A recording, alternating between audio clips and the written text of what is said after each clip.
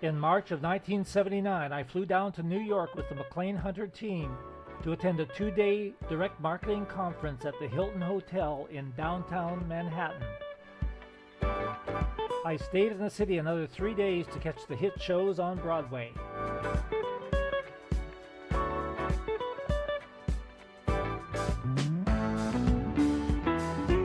Then in April, I flew to Montreal with the McLean Hunter gang to attend the 2-day Canadian Direct Marketing Convention at the Hyatt Regency Hotel.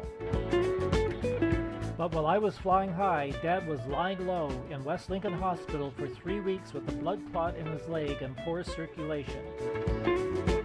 Throughout the spring and summer, I took the train home every second weekend to do the chores that Dad couldn't do, and Don and Gloria pitched in to drive Dad to his numerous doctor's appointments. But Mom was clearly worried.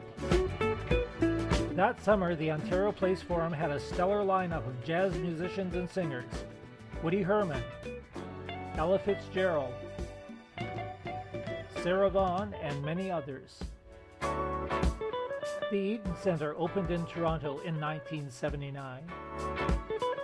Among its many attractions was the very first multi-theatre complex, 18 cinemas under one roof, a revolutionary concept that would establish the pattern for Cineplex movie theaters of the future.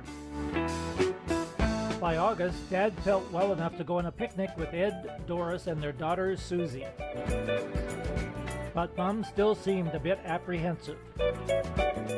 In September, Eve and I attended the fledgling Festival of Festivals.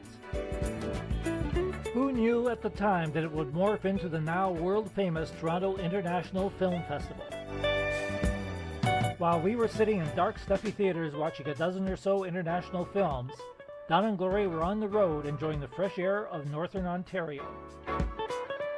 First stop was the Dion Quince Museum in Callander. Then it was on the Algoma train to ride the rails through the Agawa Canyon.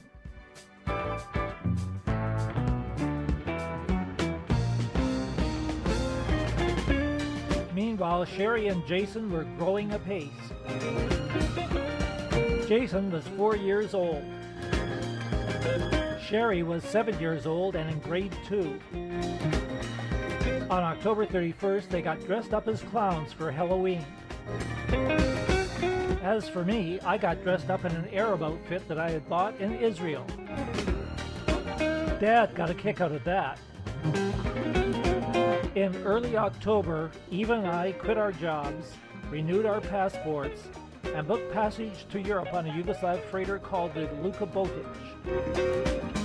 On November 2nd, I drove Mum to the Welland Canal and we watched the Luka Botic pass through the Port Weller locks. 3 days later, Eve and I boarded the freighter in Montreal, and another year-long adventure was about to begin.